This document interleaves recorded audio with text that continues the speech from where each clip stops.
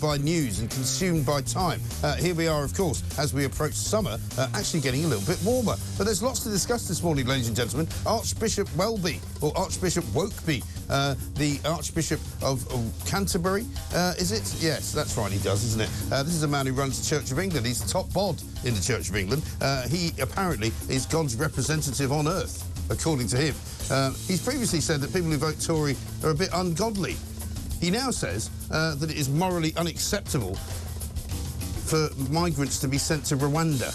He's said that it's morally unacceptable for the government to try and solve the migrant crisis. He's basically got up in the House of Lords, where you would expect him to be, because, of course, that's where he spends most of his time, rather than dealing with his actual flock. He thinks that he has the right to say that government policy, which is being carried out by the will of the people, of course, is wrong.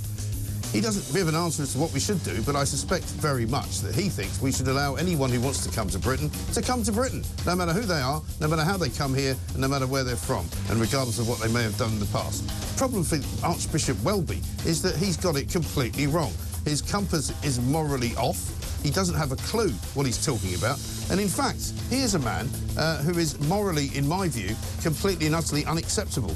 Because what he should be doing is working on behalf of the Church of England. He should be housing migrants in some of the land that the Church of England owns. He should be using some of the money that the Church of England holds in its coffers, the hundreds of millions of pounds that they keep in pension funds, the hundreds of millions of pounds that they invest in companies around the world. They used to invest them in unethical companies, of course, until somebody pointed out that wasn't the greatest idea that they'd ever had. They used to invest them in arms companies. They used to invest money in oil and gas drilling companies, which are now considered to be absolutely and utterly horrendous. They used to invest them in all sorts of dodgy businesses in order to make a bucket load of money. The Church of England, one of the richest organisations in Britain, is doing nothing to house migrants, is doing nothing to help migrants, is doing nothing to help the good people of this country.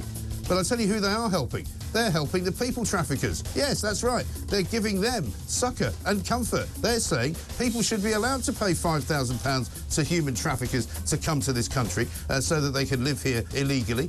He says that they should be encouraged to come here despite the fact that they may lose their lives, despite the fact that their children might die on the way. Archbishop Welby thinks that's morally right. Well, Archbishop Welby, I'm afraid, is a complete and utter numpty.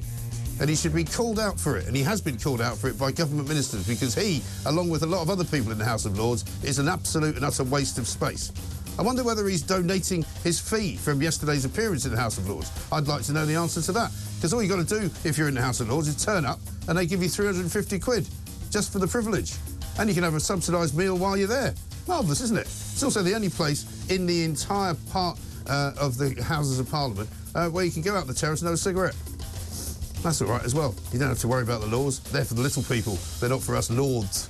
My lords and ladies and gentlemen, you are standing accused of being a collection of complete poltroons and morons. But you get paid very well for it. Thank you very much indeed.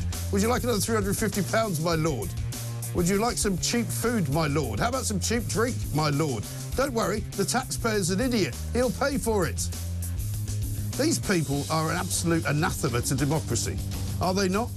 I mean, as if that wasn't enough to talk about, we've got the blob to talk about as well. We're trying to stop a load of Brexit rules from being broken. Also, children as young as 12 in Scotland can consent to puberty blockers. Brilliant. And as I said, the Trans-Pennine Express, which has been taken back into public ownership, doesn't work because it's a trans train.